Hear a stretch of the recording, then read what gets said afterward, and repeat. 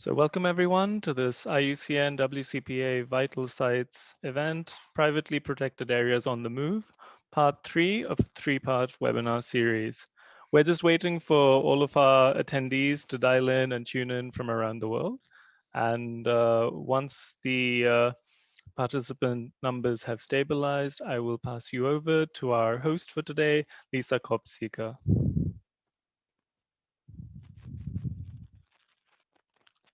All right, over to you, Lisa, then. Great, thank you. Hello, everyone, and thank you for joining this third and final session of the Vital Sites webinar series on privately protected areas. PPAs are underrepresented in national protected area systems and underreported internationally, despite the fact that they are a rapidly growing manifestation of diverse conservation areas.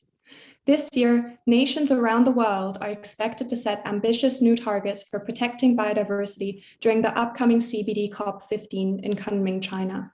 And in much of the world, achieving spatial targets will require conservation of areas under private stewardship.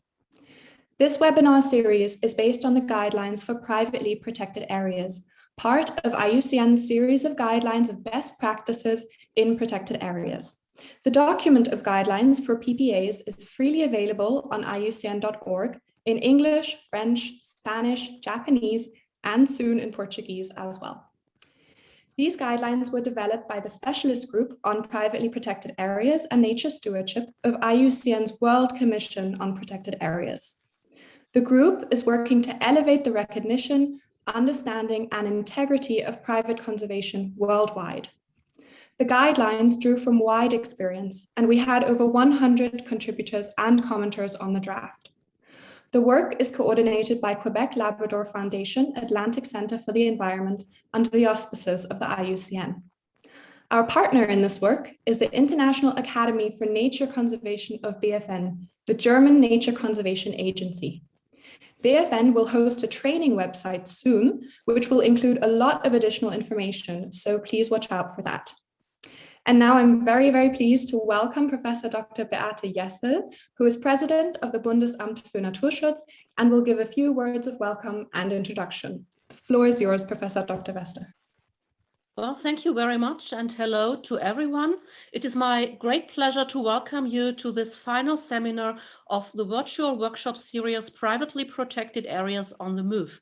As president of the German Federal Agency for Nature Conservation of BFN, I am very pleased with the many registrations from all over the world that show us the relevance of the training series and the great interest in the topic.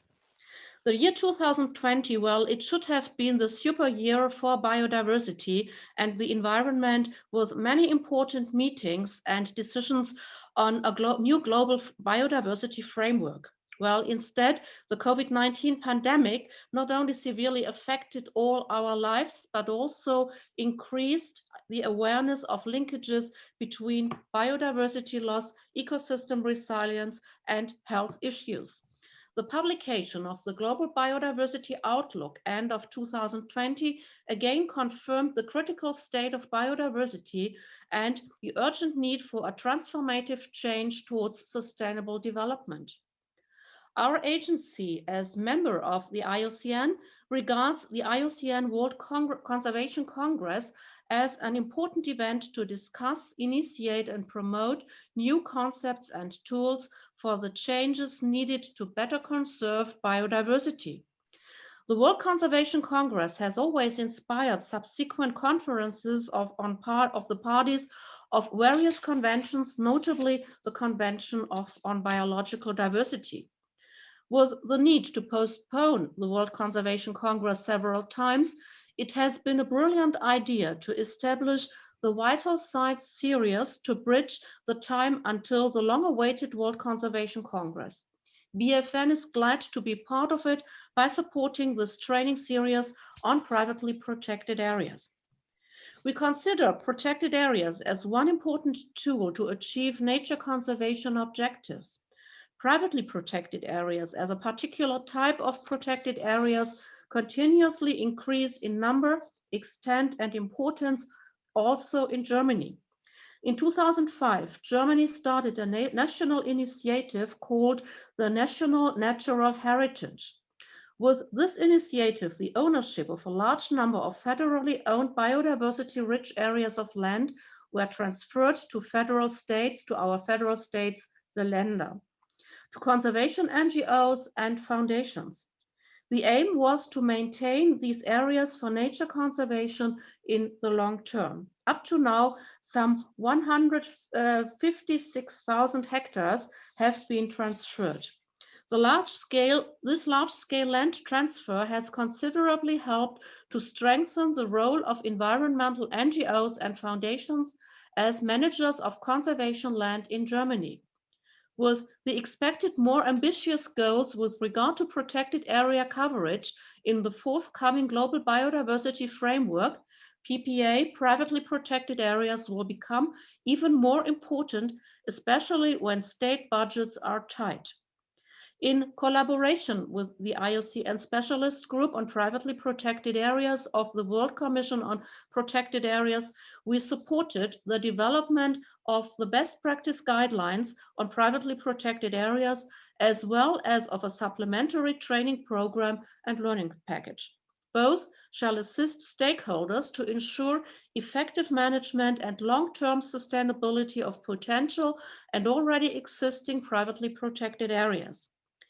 In addition to this training series, the materials developed as part of the program will be accessible on the BFN website later this year. We hope the trainings and materials encourage individuals or groups to establish, improve, and report privately protected areas to the World Database on Protected Areas, which helps us to get one step closer to reach Aichi Target 11. BFN is proud to look back on a long-standing close collaboration with IUCN. An IUCN-BFN partnership agreement on protected areas and World Heritage Sites was signed in 2017. Joint activities of BFN with the IUCN World Heritage Program and the IUCN Global Program of Protected Areas form the core of the agreement. The partners develop new methods, instruments, and training courses together related to protected areas and World Heritage. Our BFN International Academy has a particular focus on capacity development. Through its fellowship and training programs, its seminars, and expert workshops, it can reach out to a large conservation community. Hence, we see the Academy as a strong partner for IUCN by supporting the design and delivery of sound trainings and new concepts and tools. Well, I sincerely wish you will leave this seminar series with new ideas on how to promote privately protected areas in your country and region. And now I hope you will enjoy the seminar. Thank you for listening and for your participation. Thank you very much, Professor Dr. Jesse. We are very much looking forward to the launch of the training website. And now we will get into the core of our session. So we will hear from 3 presenters covering 3 sections of the guidelines, each for up to 15 minutes. And for a number of reasons, all presentations have been pre-recorded. During the presentations, please use the chat function or the Q&A button to ask any questions that you may have. And where appropriate, please share your question with all of the audience and the panelists. After the 3 presentations, I will pose any clarifying questions that you submit to the appropriate speaker. And then to add some different perspectives and experiences, we will then invite 3 respondents to speak to each of the presentations for up to 5 minutes each. And we will then have a panel discussion where I will pose any other remaining questions or share the comments that you have submitted in the chat. And experience shows that 90 minutes will go quickly. So first we have Heather Bingham, whom Kent Redford recently described as the grand wizard of privately protected area databases. Heather will talk about the reporting of PPAs. She's with the UN Environment Programme World Conservation Monitoring Center and oversees the World Database on Protected Areas. Over to you, Heather. Hi, everyone. I'm Heather Bingham. I'm a Senior Programme Officer at the UN Environment Programme World Conservation Monitoring Center, also known as UNEP WCMC, where we manage the Protected Planet Initiative. This initiative houses the World Database on Protected Areas, or WDPA, which many of you will have heard of. And since 2019, it also houses the World Database on Other Effective Area-Based Conservation Measures, or WDOECM. I'm going to talk about the process for recording data on privately protected areas in the WDPA, which is covered in Chapter 7 of IUCN's Guidelines on Privately Protected Areas. And I'm also going to talk about how this relates to the process of recording data on OECMs. But first, I'm going to focus on protected areas and on the World Database on Protected Areas. And I'll start by providing a bit of background. So the WDPA is a joint product of UNEP and IUCN, and it's managed at UNEP WCMC, where I work. The database can be viewed and downloaded at the Protected Planet website, which is shown on the screen. It's the most comprehensive global database of protected areas, and it provides the official indicators on progress towards targets relating to protected areas. It's also used to inform decision-making across multiple sectors. And for both of those uses, it's obviously vital that the database is complete. But unfortunately, we know that this isn't the case. So although the WDPA is very up to date for protected areas under the governance of governments, it significantly underrepresents protected areas under other governance types. So for the purposes of this webinar, I'm going to focus on the lack of data on privately protected areas, meaning those under the governance of individual landowners, non-profit organizations, and for-profit organizations.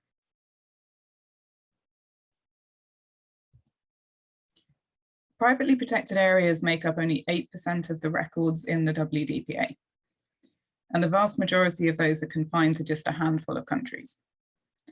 So the areas you can see in blue on the map are the privately protected areas currently recorded in the database. I imagine there's members of the audience right now who are thinking, my country has privately protected areas, why aren't they showing up on the map?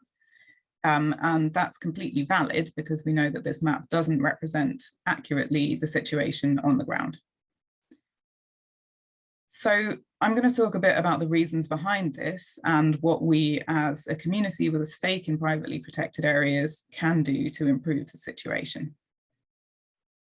So the first reason for the lack of data is that some governments simply don't recognize privately protected areas as part of their national networks, or that they just don't have centralized data on them.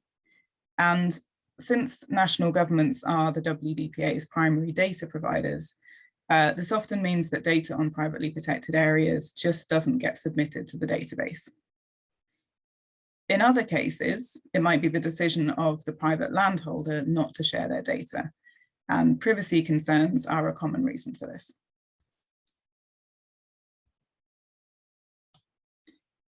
Another reason that privately protected areas might not show up on the map is that they are missing information that allows us to identify them as privately governed. So I've highlighted a couple of examples on this map in purple. So these are Brazil's RPPNs and New Zealand's Queen Elizabeth II National Trust Network. So both of these networks are in the WDPA, but either don't have a recorded governance type, or they have a governance type that suggests that they're not privately governed.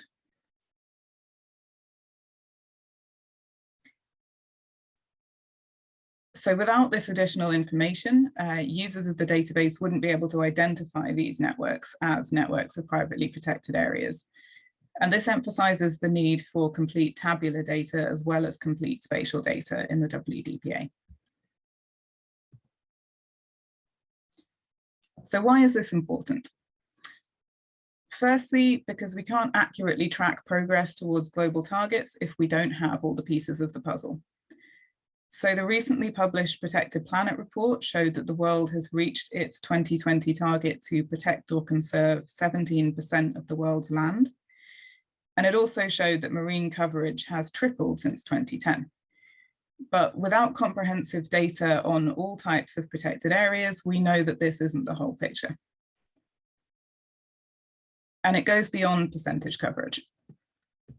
So without complete data, we don't know how well connected the world's network of protected and conserved areas is. We don't know the extent to which it covers areas of importance for biodiversity, or whether it covers a representative sample of the world's ecosystems. Fundamentally, the problem is that if we don't have a full picture of what is already conserved, it makes it very difficult to decide what to do next. So how do we target conservation interventions to the places that need them most if we don't know what's already being done? How do we set meaningful global targets if we don't know what we've already achieved?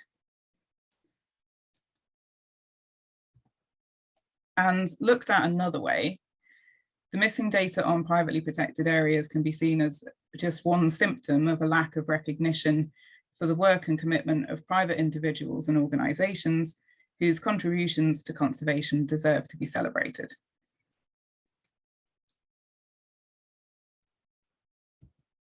So how do we rectify this?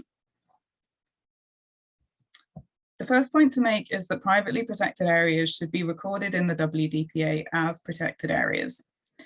So there's been some confusion about whether privately protected areas should actually be recorded as OECMs. It's important to emphasize that this isn't the case. So privately governed areas that meet the IUCN definition of a protected area can be recorded in the WDPA as protected areas. And this is the case regardless of whether they've been legally designated.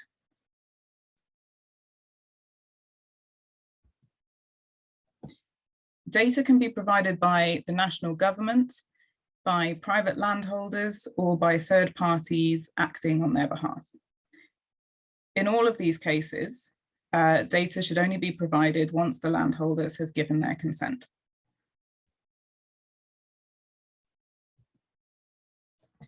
Data from non-government sources goes through an additional verification process.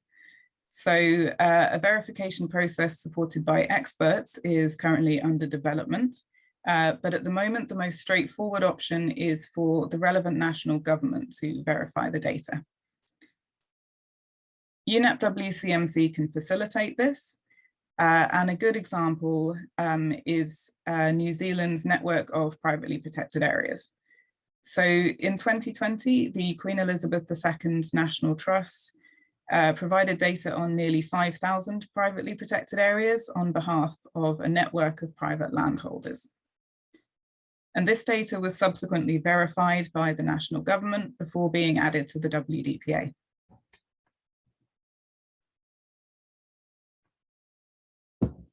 So in terms of the specific data requirements, there are more details in the WDPA manual, which is available in multiple languages via the links on the screen. But briefly, there are 4 things that we require. So the first is spatial data in a GIS format. We strongly encourage polygons representing the boundaries of protected areas, but point locations are also accepted. The second is tabular data in the format of the WDPA schema. This includes basic information like the name and the status and the governance type of the protected area.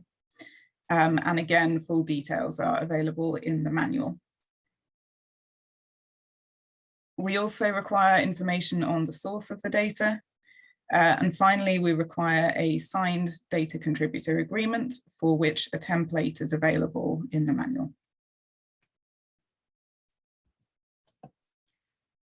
So once these 4 pieces of information have been compiled, they should be sent to the email address shown on the screen. You can also contact us at this email address if you have any questions. And if you do have privacy concerns, as I mentioned earlier, it's important to be aware that you can ask us not to share your data.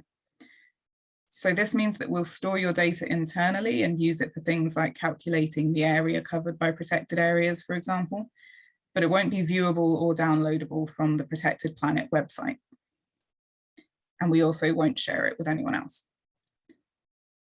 There are obviously downsides to this as well, since your data won't be available to inform decision-making, won't be available to inform analysis or planning carried out by other users of the WDPA, but it's good to know that the option is there.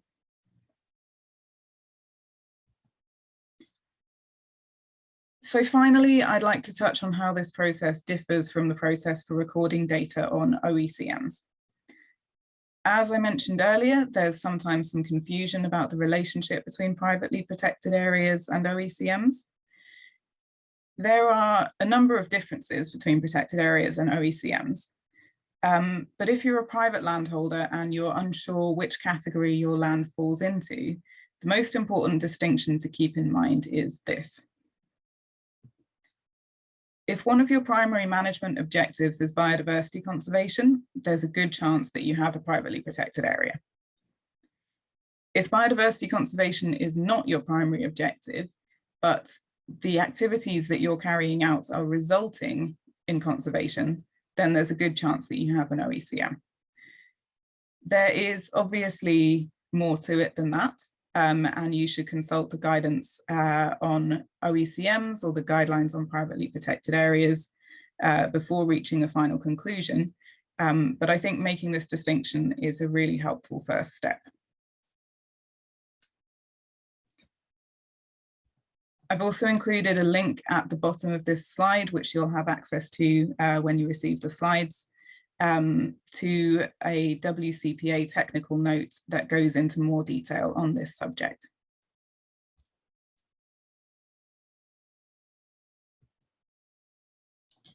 If you are a private landowner and you conclude that you are managing an OECM, then the process is the same as the one that I described earlier for privately protected areas.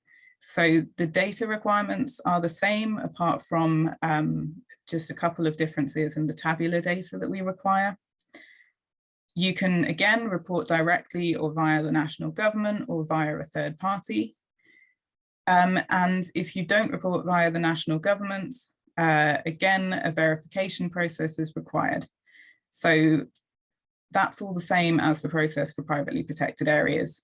The only real difference is that your data will be included in the world database on OECMs rather than the WDPA.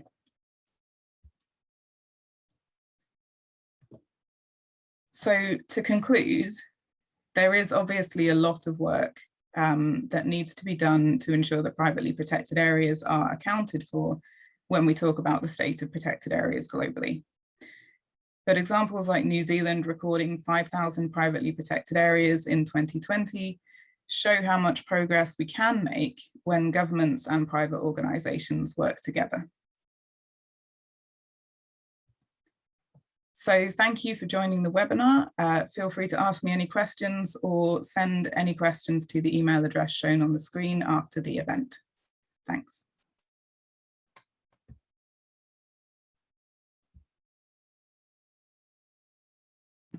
Great, thank you so much, Heather. And next we will hear from Pedro Solano on the role of PPA networks. Pedro is a member of the World Commission on Protected Areas, as well as the IUCN Commission on Environmental Law. So over to you, Pedro.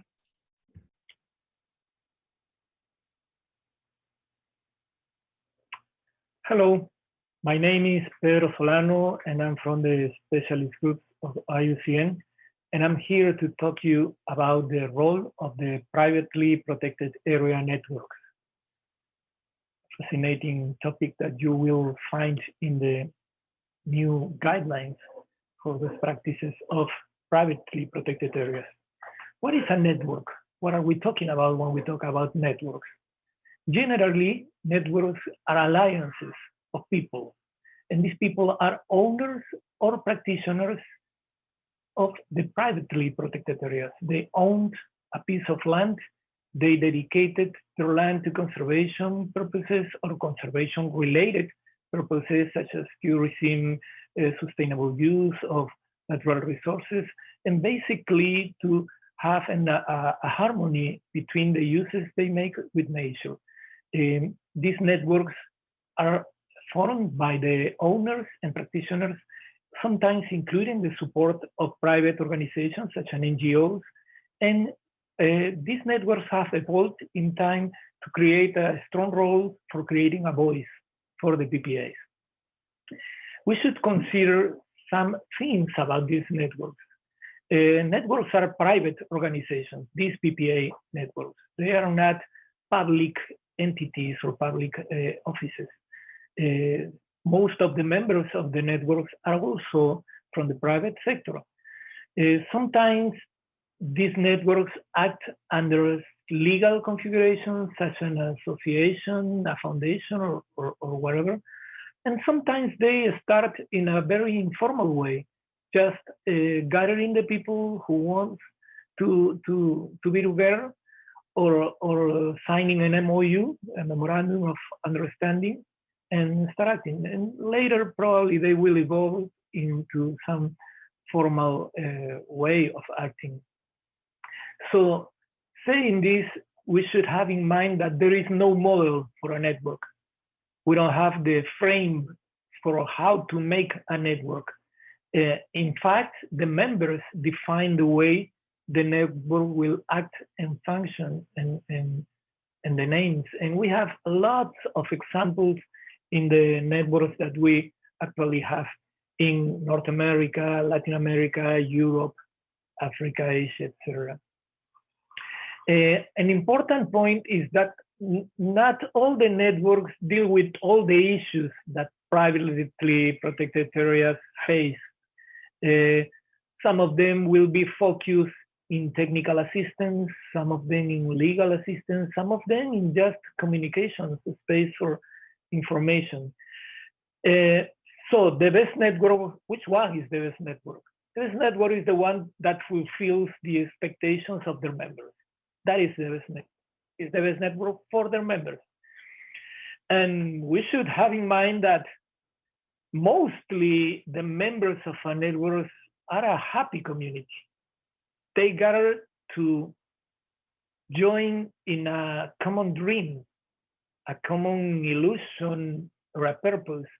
So the title holders normally will join a network that will make easy life for them, sharing experiences, having more opportunities, and finding other people like them.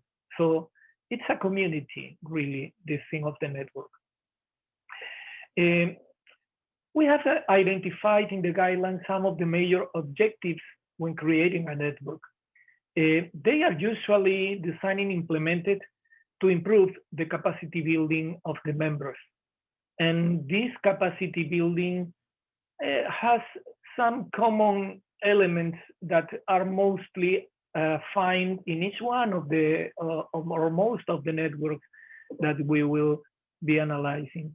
One is financing. It's a key issue for privately protected areas, the way they finance their activities. So assistance in financing and applying to projects or to loans through the network is one of the aims.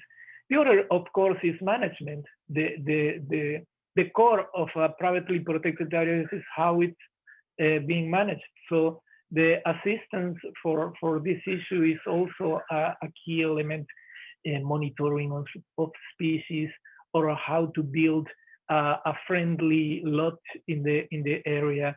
That are things to deal with the management. The other thing, most present in networks like the Latin American ones, is the thing of the legal tenure and conflict resolution. That is also a key issue that the members seek in the networks to when they are involved. So the networks will help with the the legal procedures to consolidate land tenure and to resolve some superimpositions that happens over the land sometimes. And finally, a fourth point or element very present in the work of networks is the thing of marketing and communications.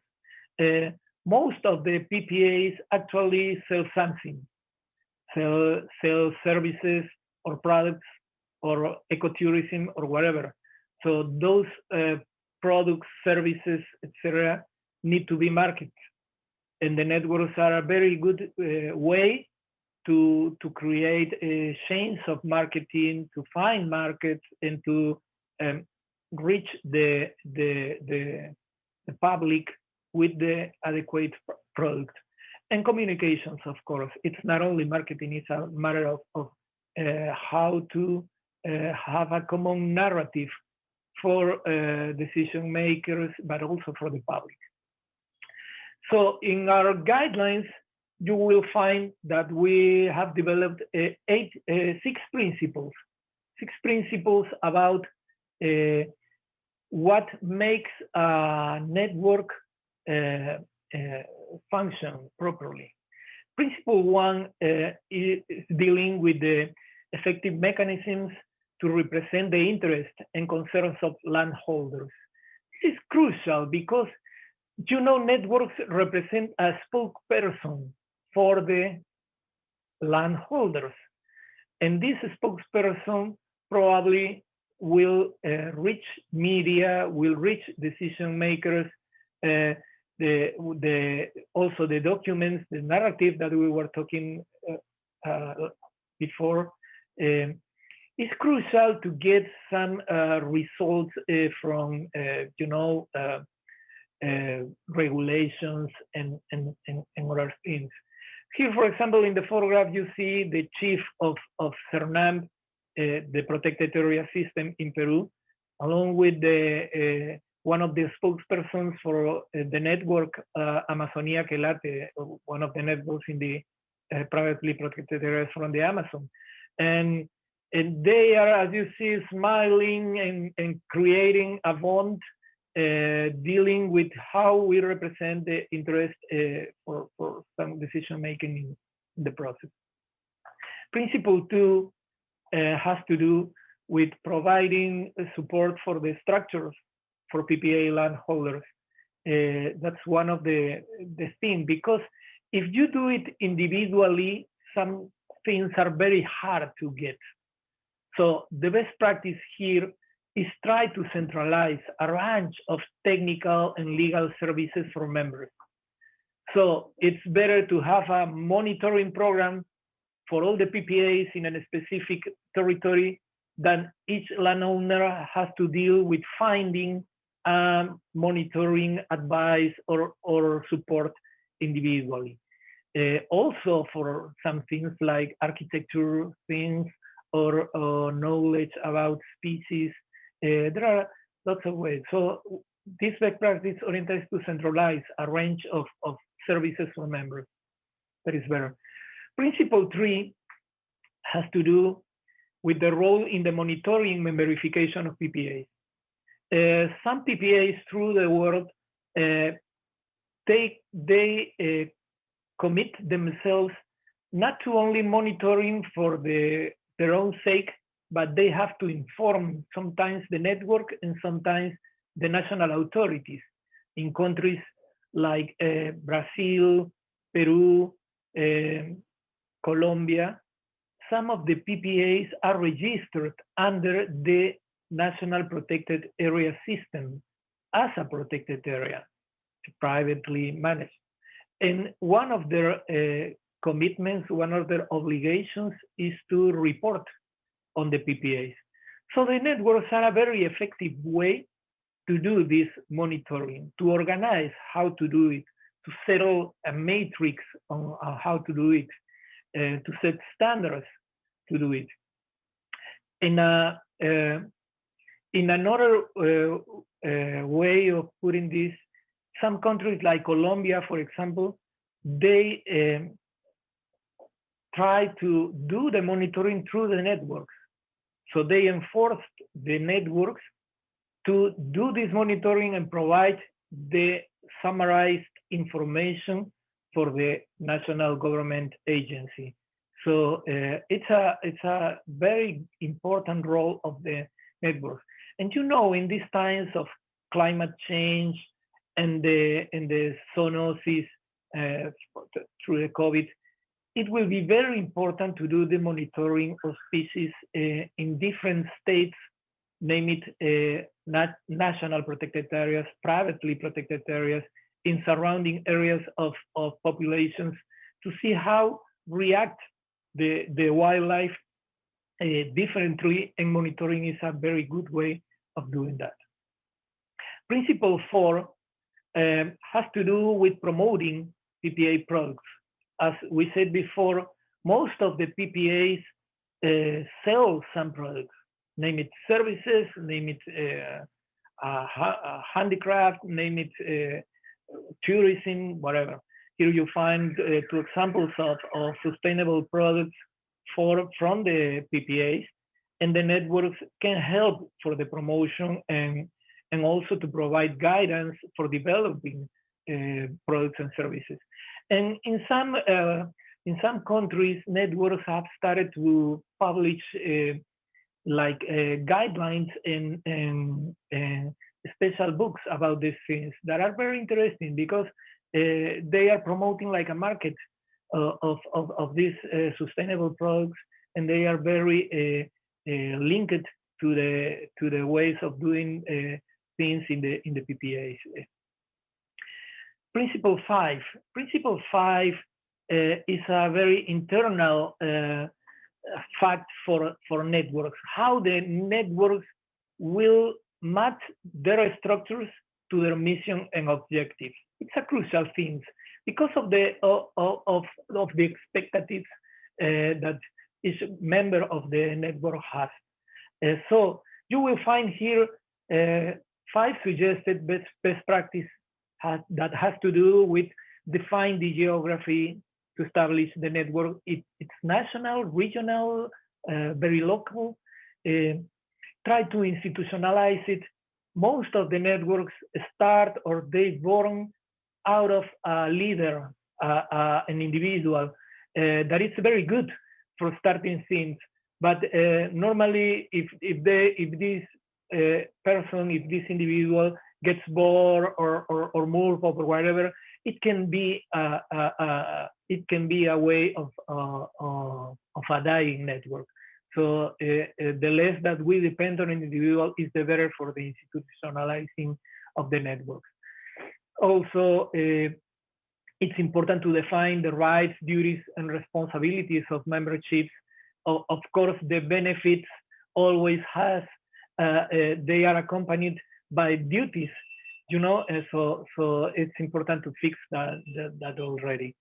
And also is important to be independent organizations from the PPAs themselves, a different organization. And last principle of our guidelines is the thing of find ways to support and sustain their activity. We can imagine a network that will depend all the time on quotas for the individual members. We need to make some change of business for the network itself. I think it's a good advice to have, for example, these guides for tourism proposals that link various PPAs, or have, for example, a set of services that the network can offer based on their experience and knowledge. There are ways to generating programs, income programs with these elements. So that's it. I invite you to read the chapter on privately protected areas network. It's on page 53 of our guidelines. It's a very interesting way. You will find there also some case studies. So that's it. Hope you are interested in the topic. Bye. Thank you.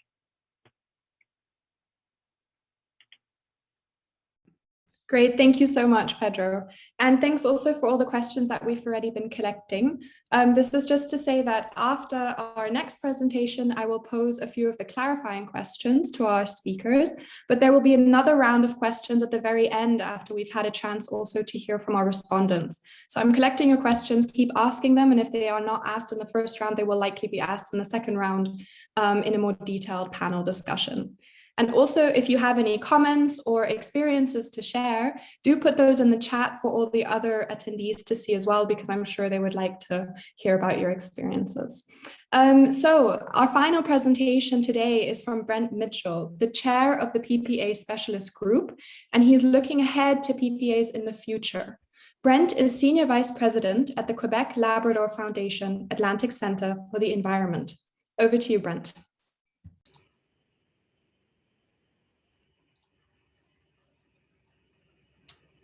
Hello, I'm Brent Mitchell with the final presentation on the IUCN guidelines for privately protected areas. Previous presentations summarized the 8 sections of best practices. We learned about establishing privately protected areas and that they are distinguished by private governance, but must first be a protected area, fully meeting the IUCN definition. From Sue Stolten, we learned that much about managing PPAs is similar to other types of protected areas, and that other IUCN guidance and tools to achieve effective conservation apply equally to PPAs. Tracy Cumming described some of the incentives for PPAs, and Juan Bizauri-Creel talked about ensuring permanence, ideally in perpetuity. There are many subtypes of PPAs, and Nigel Dudley walked through issues specific to individual ownership, for-profit companies, not-for-profit organizations, religious entities, and educational institutions. PPAs should be coordinated with national protected area systems comprised of other types, though James Fitzsimons reminds us that that can only be with landowners' consent. Heather Bingham describes steps being taken to get more PPAs recorded in the World Database on Protected Areas, again with consent, and made clear the distinctions between PPAs and OECMs under private governance. And looking out from individual sites, Pedro Solano related some of the important roles of PPA networks at national, regional, and international scale. Throughout, we learned that governance is not the same thing as ownership. In talking about protected area governance, we are concerned with who is making the most important decisions about management, which may not equate to land tenure. Thus, PPAs can exist even where private land ownership does not. As we said at the outset, the guidelines are just that, guidance. The world is too complex for one volume to provide a detailed how-to manual to fit every social, political, and economic context. But the guidance is based on broad experience from early beginnings to the present. Now we turn our attention to the future of PPAs. Going forward, what can we expect from private governance approaches to address our many conservation challenges? At the global level, attention to the governance of protected areas is a relatively recent phenomenon. Until about 2 decades ago, it was broadly assumed that protected areas are the responsibility of governments. This thinking persists in many parts of the world, despite the fact, which you may recall from the first presentation, that the first private land trusts are as old as the first national parks. Private stewardship of natural resources goes back much further. But as appreciation of different types of protected areas grows and recognition of the benefits of such governance diversity increases, the potential for success in biodiversity conservation expands as well. We can expect that as global goals for area-based conservation rise higher and higher, that the contribution of PPAs will increase as well. Biological diversity underpins ecosystem functioning and the provision of ecosystem services essential for human well-being. Governance diversity in protected areas underpins our systems of in situ conservation of biodiversity. Protected areas of different types have different strengths and challenges that influence their effectiveness in the long-term conservation of nature. For example, Generally, government protected areas are not susceptible to changes in ownership, whereas PPAs may be. On the other hand, being private, PPAs can be less vulnerable to political change than their government counterparts.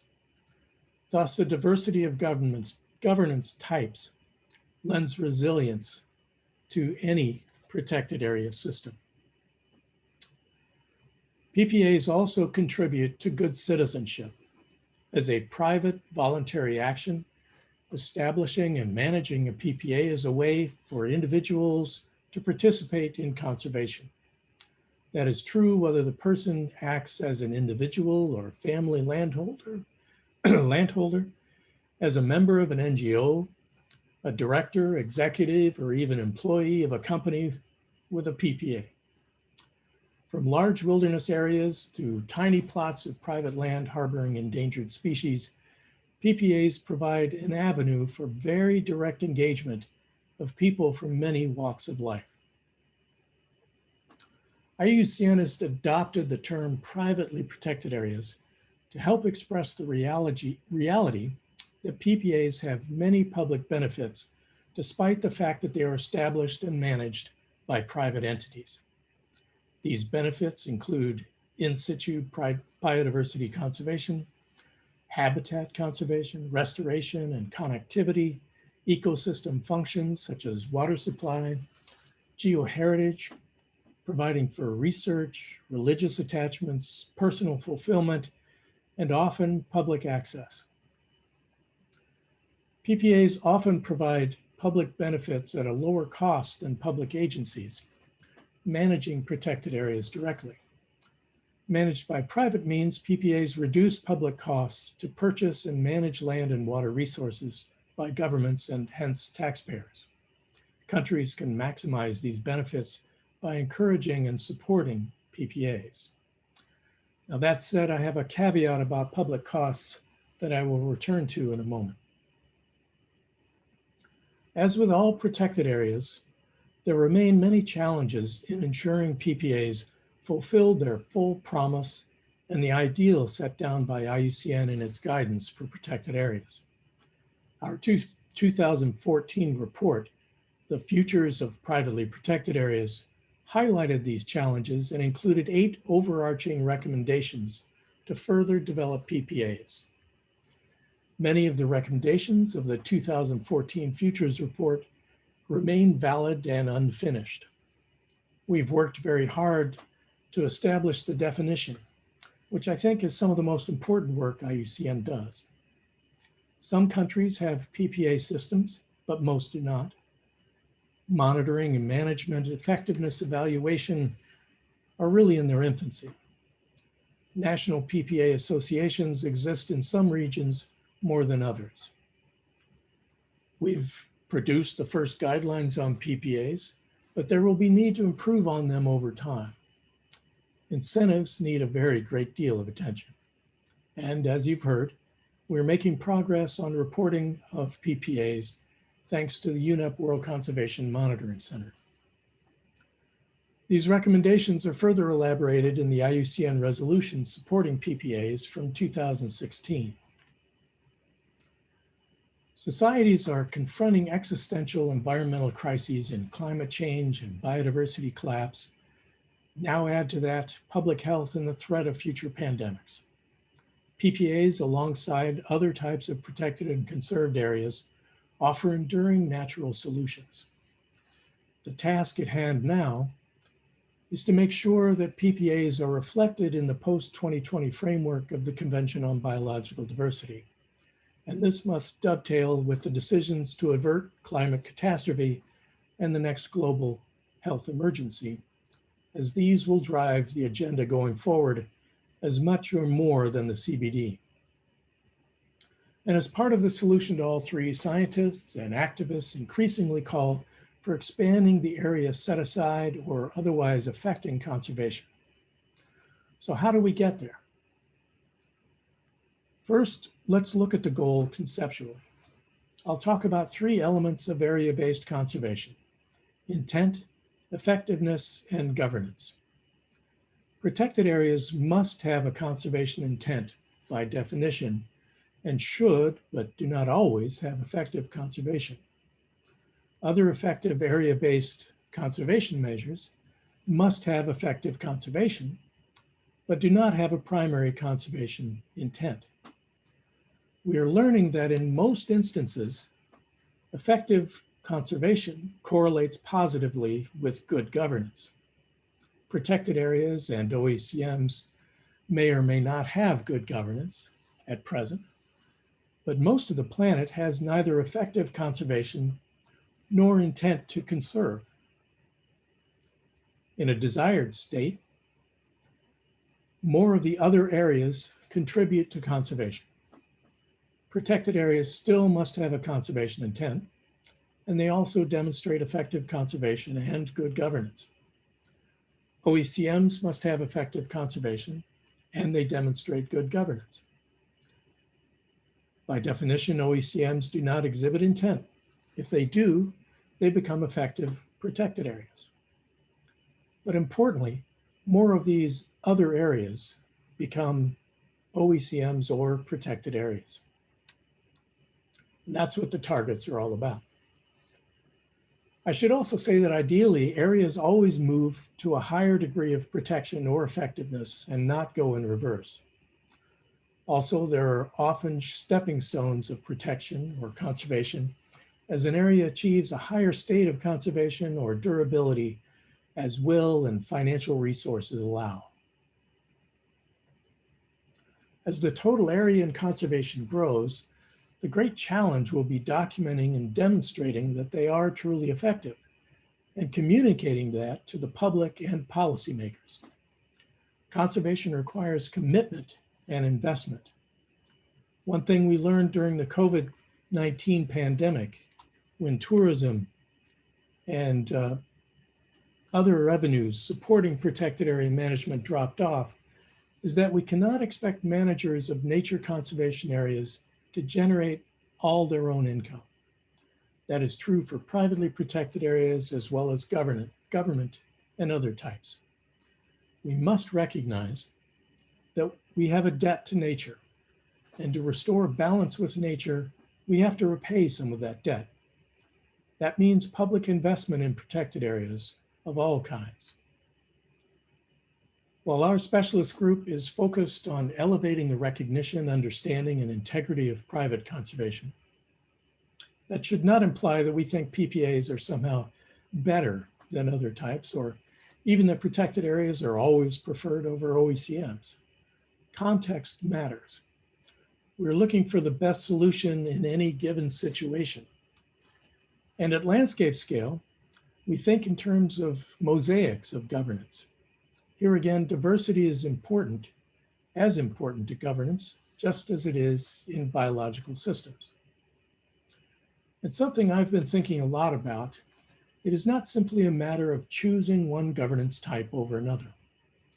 But for greatest protection, we should be thinking of layering governance structures over each other, so that if one fails, another level might not. This might look like shared governance, such as First Nations being on equal footing in management decisions for some huge units of Parks Canada, or NGOs effectively running protected areas on behalf of the government of Belize. We don't know how large the role of PPAs will grow in coming years, but without privately protected areas, we're missing a piece of the puzzle of putting nature back together that we must complete. And finally, restoring balance in nature globally will be the work of generations. We who are in the fight must attend to our own self-care, restore ourselves, and spend as much time as we can in the nature we try so hard to protect. Thank you. Great, thank you so much, Brent. Yes, so because time is running rather quickly, I will just pose the most important clarification questions now. I will ask two brief questions to Heather, bunch them into one, and then we will move forward with our respondents. So Heather, this is just a clarification question on the database and how it works. So who is actually reporting the data on PPAs? Can this be governments or can it be the PPA landowners, for example? And if the PPA is already registered with WCMC, does this then require further reporting? So on a yearly basis or at which intervals if this is needed? Thanks. Thanks, great questions. So firstly, so reporting on privately protected areas to the WDPA is most often done by governments. It can also be done by PPA landholders or PPA governance authorities or other organizations acting on their behalf with the consent of the PPA landholders. At the moment, there's a verification process for data from non-government sources. And at the moment, what that means is UNEP WCMC will share that data with the relevant national government to get their sign off before it's included in the database. So that's something to consider if you're thinking about reporting as a private landholder or NGO, for example. On the second part of the question, we aim to update all data at least once every 5 years, but that's the minimum. So basically we invite updates as and when they're needed. So if there's a change to the boundary or the descriptive information of the PPA, then we invite people to provide those updates whenever they're needed. The database is republished every single month, so changes can be made very rapidly when they're needed. Great, thanks so much for the clarification, Heather.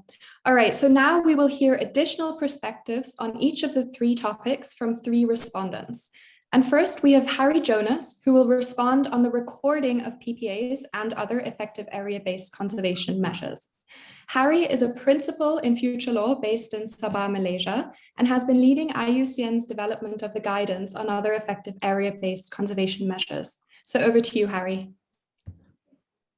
Thank you very much, Lisa. Yes, so my response is really a call to action to all of you. I've got massive respect to all of you who've driven up these, the guidelines, as well as the broader guidance on PPAs. It's been a real model to me and our group, and it's in the way we've been looking at OECM's other effective area-based conservation measures. So I wanted to bring this to your attention and really hope to encourage you to get involved. I think there's a huge amount of shared knowledge which is going to help. So here we go. As you know, other effective area-based conservation measures, definition and criteria is agreed by parties in CBD parties in 2018. And it is going to, OECMs are going to form a major part of the post-2020, perhaps post-2021 global biodiversity framework. To give you some idea of how quickly things are moving, there are already over 500 reported sites reported to the World Database on OECMs, covering 1.3 million square kilometers of terrestrial areas and 300,000 square kilometers of marine areas. And that's just from 5 countries. As the number of countries increases their engagement, those numbers are gonna go up exponentially. So I would say, as you will have heard from Nigel, if you're on that call, you know, there's significant interest from private entities in OECMs, private individuals, of course, but I think significantly from entities involved in the sectors, particularly agriculture, forests and fisheries. And so as you on this call can all imagine, I'm sure there are some significant opportunities therein, but there are some major challenges and major discussions that have to be had around those kinds of landscapes and seascapes and land uses and uses of marine environments as well. And so, yes, I think that privately governed OECMs are going to be a major conversation over the next 10 years. Of course, you are critical to that conversation. And so simply put, as I wind up, Lisa, I'm just inviting you to collaborate. Please be in touch with Brent.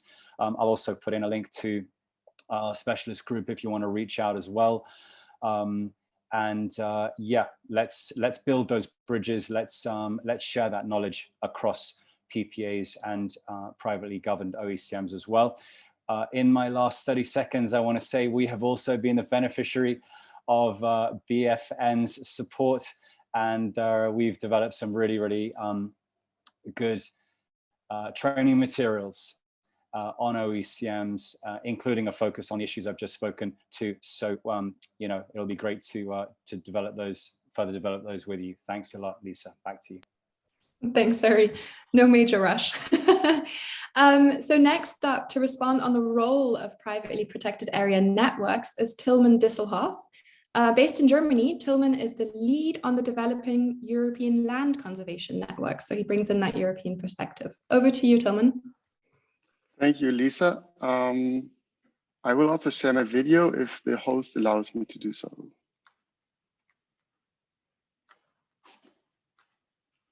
Can't start my video yet. I'll just start talking without you seeing me, if that's okay. I can do it just a sec. Thank you very much. With regard to privately protected area networks, oh yeah, now I can start the video very well. We have started the process of establishing a network for privately protected areas, or rather private land conservation more generally in Europe a couple of years ago. This is a rather recent development, and we found a home for that. So we've applied one of the best practice recommendations of the guidelines already. The organization is called Eurosite, and it's a network of natural site managers and land conservation practitioners from European countries, both EU member states and outside of the EU. So it's a bit of a larger tent than what you would find in the PPA specialist groups. We have land conservation practitioners both from the private and the public sector. Well, the reason you could ask yourself why establish this network, as there are so many networks already existing in the conservation community in Europe. It's a very crowded space in that regard. We did not have yet a network that brought together stakeholders from ranging from, let's say, the conservation side all the way to the private landowner and private land user side. So that's something new, and also public decision makers and national authorities. So this is, I think, our, let's say, ecological niche of the network that we are trying to fill. The most relevant reason for the network is, strangely enough, something that the guidelines don't mention. It's really to create a home for land conservation practitioners. I find networks predominantly, let's say, a motivational force for network members. They provide the members with a sense of belonging to a larger community, to be a family, so to speak, of conservation practitioners. And we know we all need that kind of support, emotional support sometimes, because biodiversity and nature conservation is a very stressful and demanding task at times. So this is something on a very basic level that networks should always fulfill. And I find it has been quite difficult for the last 2 years or so, frankly, due to the pandemic, to uphold this function of the network. Face-to-face meetings, peer learning, site visits, these kind of things that really bring us together as a community of practitioners. Unfortunately, we had to take online, and online sessions just can't replace this experience. So that's a very fundamental comment to the role of networks. Besides that, I agree with everything that the guidelines write about the functions of networks and the best practice recommendations they provide. Overall, the guidelines are just, cannot be overstated how important they are as a reference for the development of privately protected areas and networking of such, or for private land conservation more broadly. I could comment on individual best practices and principles, Lisa, but I'm looking at you if I have the time for that. Or rather, I should see if there are specific questions to that. And I'll end here and take that to the Q&A if there's interest. Yeah, perfect. Thanks, Tom. Okay. And yes, then feel free to address that in the panel discussion in a few minutes. All right. Yeah, thank you. Thank you. All right, then finally, to respond on privately protected areas post-2020 is Stephen Woodley, a Career Parks Canada scientist. Stephen is a member of the steering committee of the World Commission on Protected Areas and is coordinating commission engagement with the Convention on Biological Diversity. Over to you, Stephen. Thank you, and good morning from Canada. Thanks, Brent, for the presentation on looking at the future. This whole topic's actually rather personal for me, because in my spare time, I'm the president of a local land trust, and we're busy making privately protected areas in my home community. So it's great to have all this guidance to work with and think about. If we look at the future in post-2020, there's an astonishing amount of political ambition in the world right now. Never seen anything like it, actually.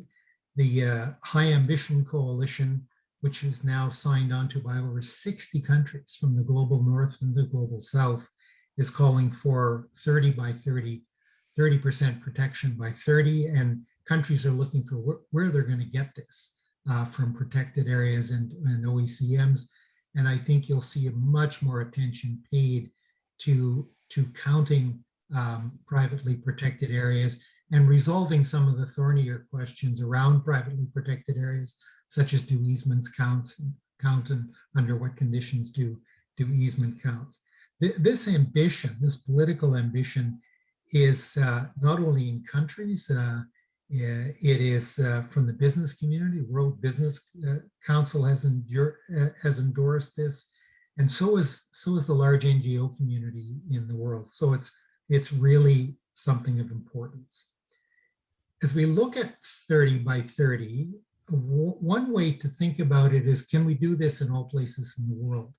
And Harvey Locke led a paper called 3 Conditions of the World, which is pretty simple in that it divides up the world into the places where we mostly all live, cities and farms, and that's about 20% of the world. And then the shared lands, where we have more extensive forestry and agriculture and settled conditions, that's most of the world, about 60%. And the remainder is in large wild areas. We've got about 26% of the world left in large wild areas.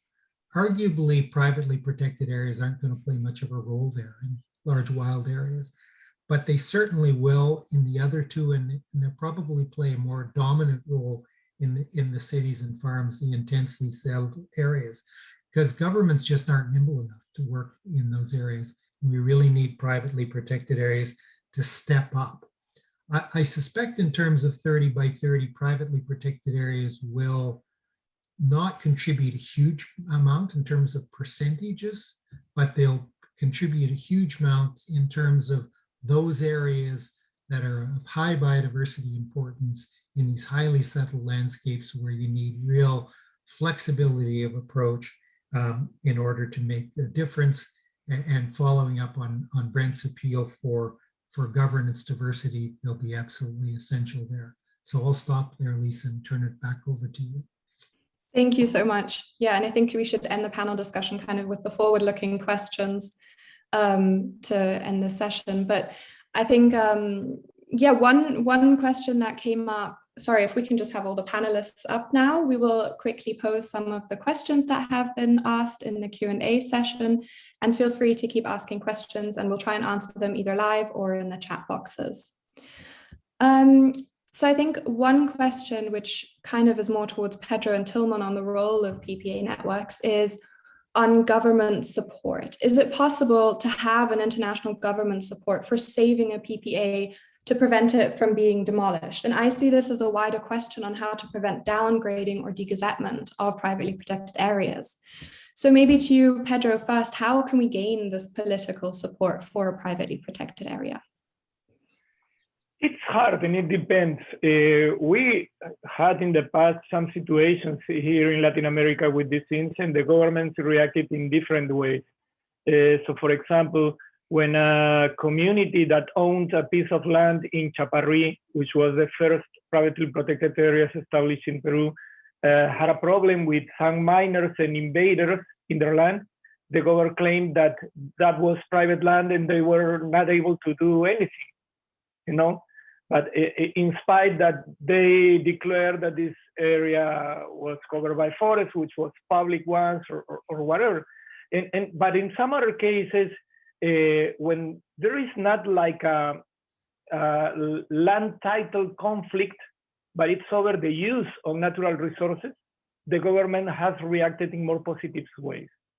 And you should remind also that the countries treat the privately protected areas in different ways. For example, in Brazil, the RPPNs, which are the natural reserves or natural heritage, they are part of the national system of protected areas with a national category. They are privately owned, but they are a national category. So they get all the safeguards that any national protected areas has to defend from abuses. So it's very different. I think it's not only a legal thing, but it's only a political and social thing, how the government reacts. Thank you. Yeah, Tilman, I don't know if you want to add maybe the European perspective, because it is quite different, I think, in terms of how to gain this government support and traction. Sure. I mean, the prerequisite is that there's a robust legal framework for the designation and recognition of a privately protected area. So there are actually enforceable legal tools that the governing entity for that PPA has at hand. Otherwise, it's just about political lobbying and public pressure to get decision makers to act. But that's the prerequisite, and that's not always the case. I mean, many of the conservation activities happening on private land in Europe are informal by nature and not necessarily protected as such. So the infringement on private property remains basically limited to civil litigation or, property rights in more general terms, which in the case to make as a private property owner that there's damage to your property is more difficult to make than as if you had the mandate, so to speak, to act also on behalf of nature conservation in more general terms. So our first step is really to make national governments and the European Commission, in our case, understand that privately protected areas can be just as important for biodiversity conservation as public protected areas, and to make sure that there's legal tools also available to those who establish PPAs to enforce the land use restriction or whatever you want to in their protected area. Thank you, Tilman. And that actually leads great to the next question, because we had an attendee asking about property right disputes and whether privately protected areas are more likely to be hindered by property right disputes than other land conservation frameworks. So I don't know if any of our panelists have experience in this and would like to answer this question. I can follow up on that if you like. Sure. From my experience, the best way of protecting an area is to create a, let's say, a mosaic of different regimes, legal regimes layered on top of one another. One may be the public designation as a protected area. The second layer may be the ownership question, or governance question rather, so that you make sure that the decisions about land use and other decisions important for the site are being taken by someone who considers and prioritizes nature conservation. The third one is mutual control, and that's something you can do through either public or private instruments. For example, conservation easements are a perfect tool for that. So you get a watchdog function, and so you create a mosaic of interests that entangle the property, so to speak, in the site and make it more difficult for one actor to behave badly with it.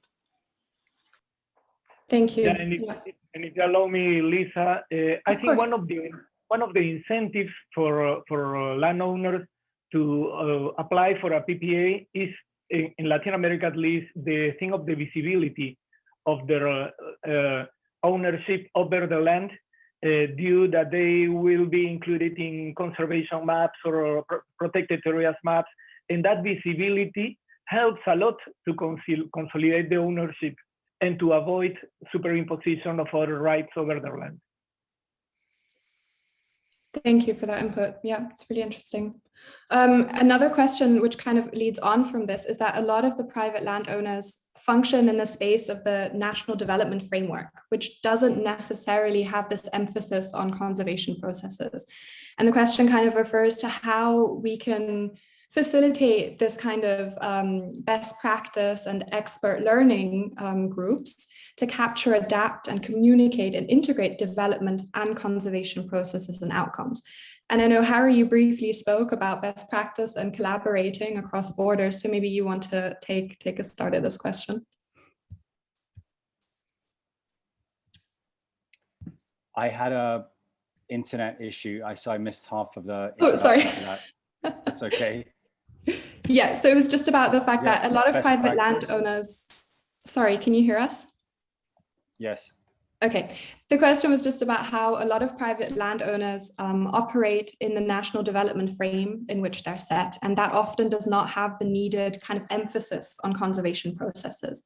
And it was just this question on how to facilitate best practices and exchange between experts to really integrate the conservation processes and outcomes within this larger kind of development sphere. Okay. Thanks for that. Actually, you know, I'm not necessarily an expert on that particular facet. Just being honest about that. Is there anybody else who would like to just? Lisa, I could comment. Thanks, Brent. One of the principles that we have in the guidelines is to avoid perverse incentives. There are countries that have tax setups to, well, the intent is to avoid people just buying up land speculatively, so that their taxes actually higher taxes for land that is not developed. So obviously that's a very perverse incentive for conservation, and so there's a whole subset of work to look at some of those perverse incentives and reverse them. Thank you, Brent.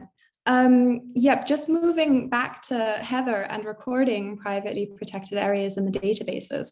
There's also been some questions in regards to how can we actually facilitate the reporting and encourage reporting of privately protected areas and share information on how this can be done to national governments.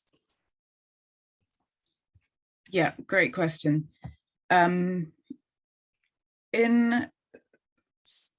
we do try and make it as simple as possible.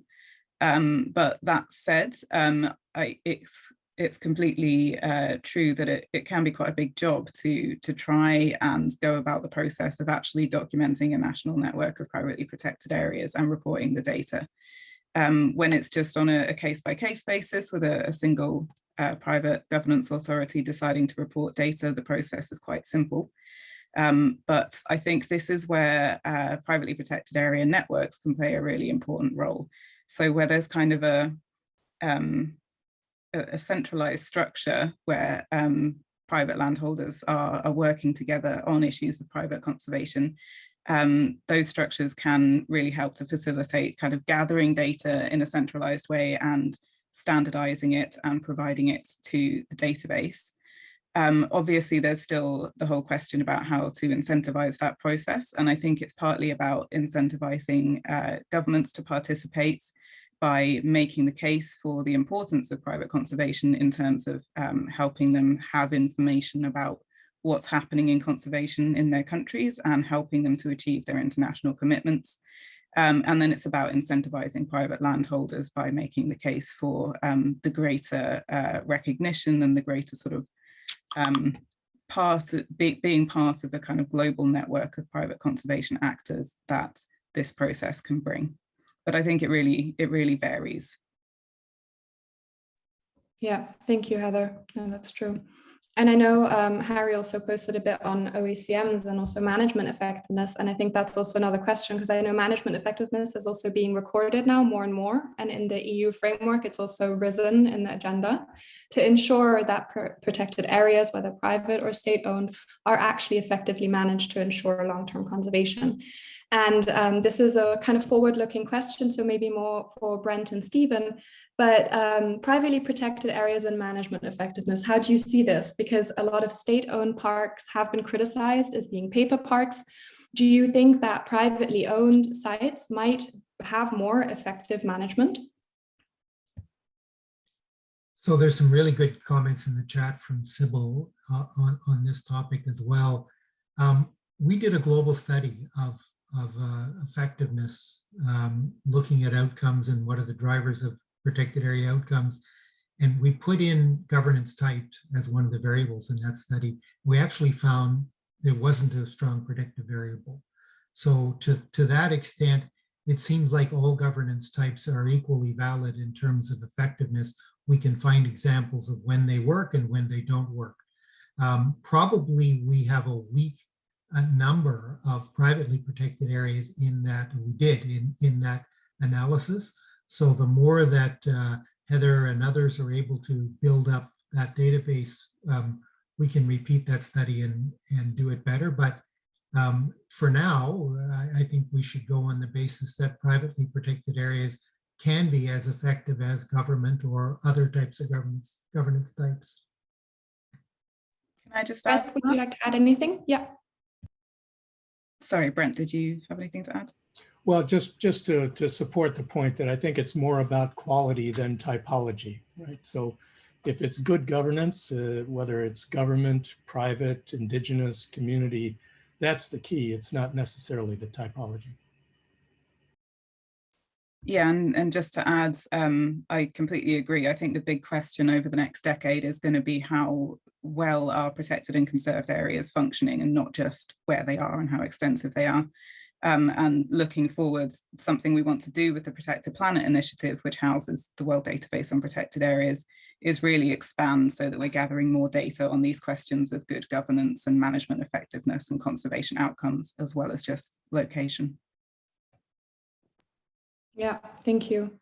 And I think in that sense, a big question would be to each of you, what do you think is a key barrier or an important facilitating factor that you think would allow PPAs now to reach their full potential post 2020? I don't know if Harry, you'd like to start? Again, I'm not a PPA specialist, but I do feel, picking up on Heather's point and arguments that we've been running as well, that it's protected, privately protected and conserved areas is really the phrase we need to start using. And I think this picks up on other comments we've made here as well, that it is, there are clear distinctions between these approaches to land and sea management. But as conservationists, I don't think we want to be cognizant of them, but we don't want to get too hung up and also therefore confuse people. And in the advent of OECMs is both very useful from an ecological and governance perspective, but of course it can confuse a lot of people when we start getting very jargony.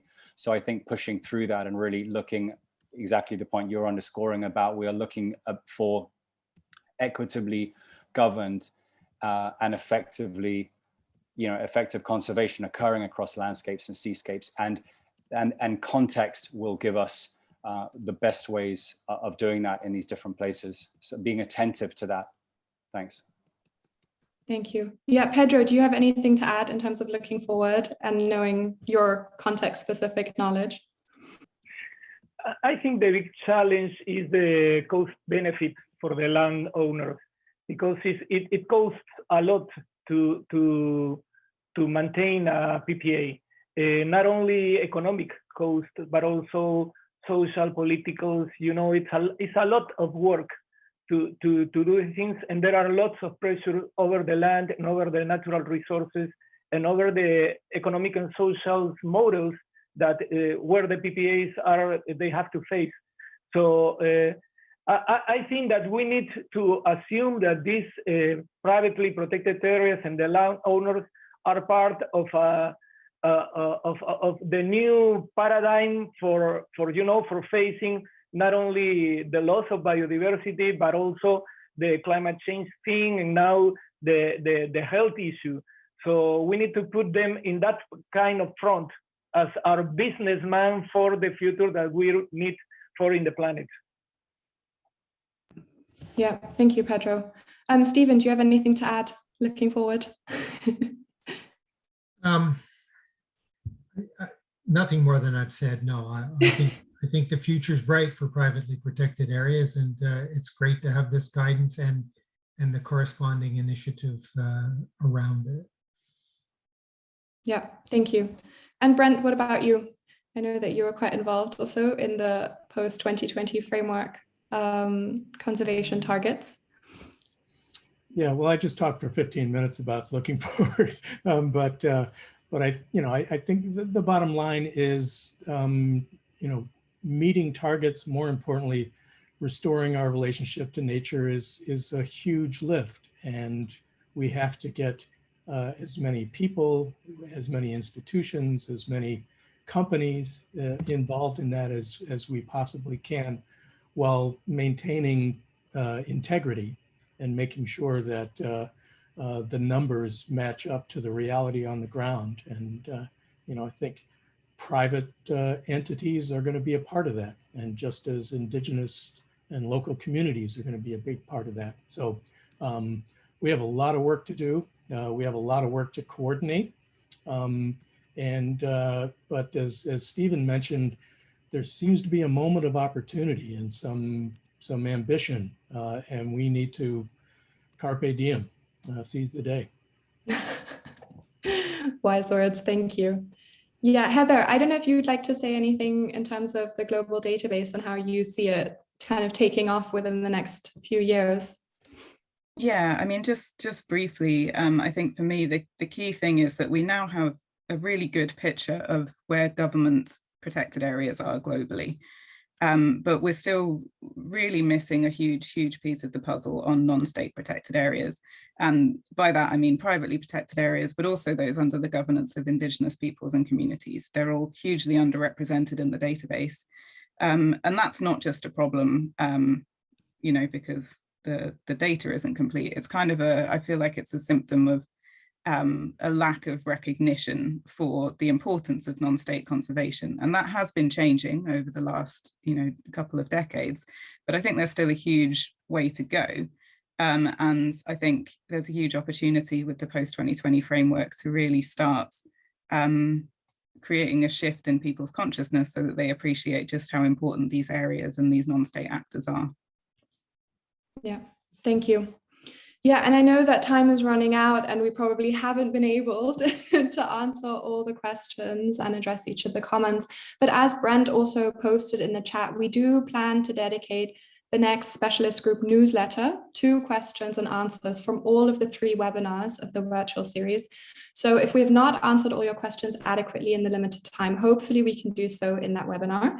And I know Brent has already put the mailing list registration link in the chat as well, in case you'd like to register for that. So I'd just like to thank everyone on the panel. I know Tilman Disselhoff had to leave early, but he has also thanked all the attendees and said that you can contact him if you need him for any further questions. And yes, thank you for tuning in. I hope we've been able to answer most of your questions and also raised your interest. And do look out for the BFN training website, which will be online soon for further information. Thank you so much for joining and have a lovely afternoon. Bye. Thanks so much, everyone. Bye, thank you.